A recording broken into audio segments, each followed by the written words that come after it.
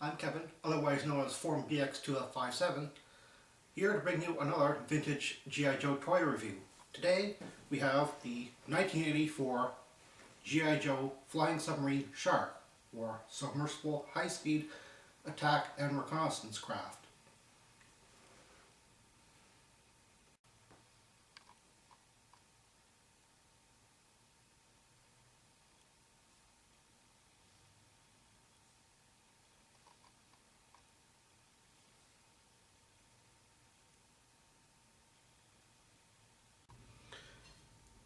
Unfortunately, I have to confess something. The SHARC was never one of my favorite vehicles. It's mostly the design, really. The whole idea of a flying submarine, I can't really wrap my head around that. And this thing does sort of look like a stealth fighter, or even a Star Wars starfighter. There's nothing very submarine-like about it. It does have moving directional vanes, a cockpit which opens on the side. Take the figure out.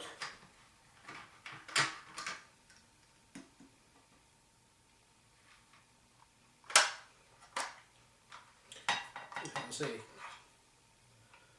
opening engine compartment,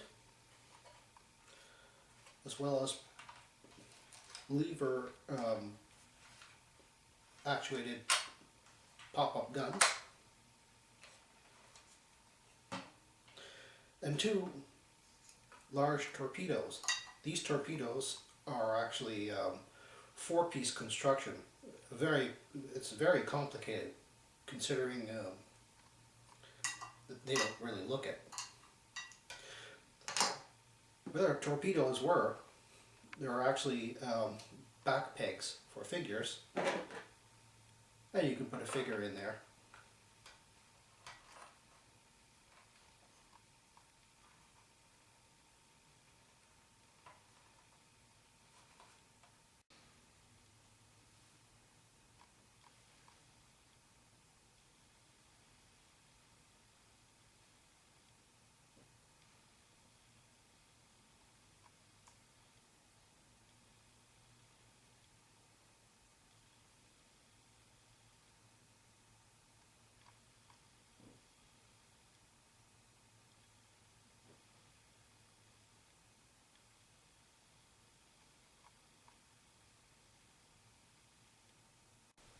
And this is the driver Deep Six. The dome on his head is not removable,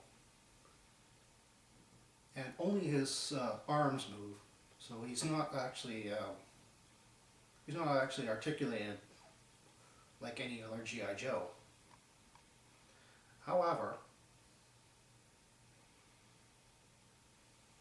he comes with these bellows, and he's, I suppose, relatively hollow inside. And these bellows give him a diving and surfacing ability.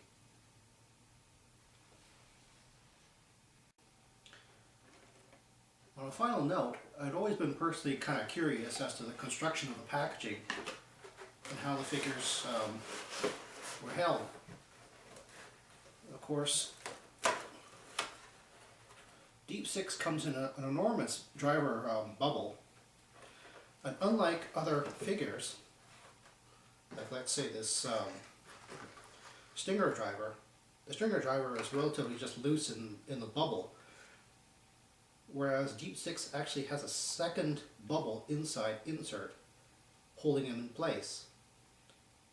That's probably because the nozzle on his back protrudes, and if he was just loose like this, the nozzle would poke right through the cardboard eventually. Now the SHARC has four pieces of foam inside the body, and being rather awkward with holes and all sorts of gaps. One has to wonder whether this thing actually floated or not. Well, let's take a look, shall we?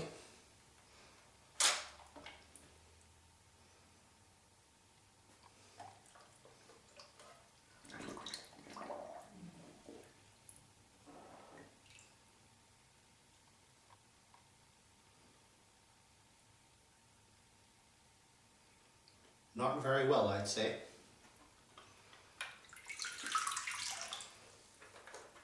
Obviously, most of the weight comes from the water being in the chamber there. And flows relatively well when that's empty, but not very well otherwise. The other guy I'd like to test is, of course, Deep Six. I have his nozzle hooked up, but let's see what happens.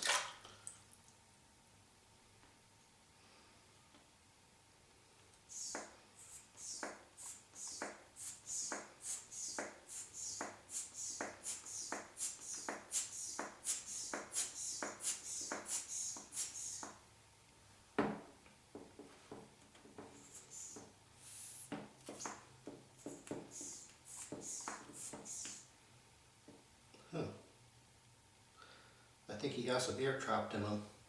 I'm going to flip this around and see whether he rises.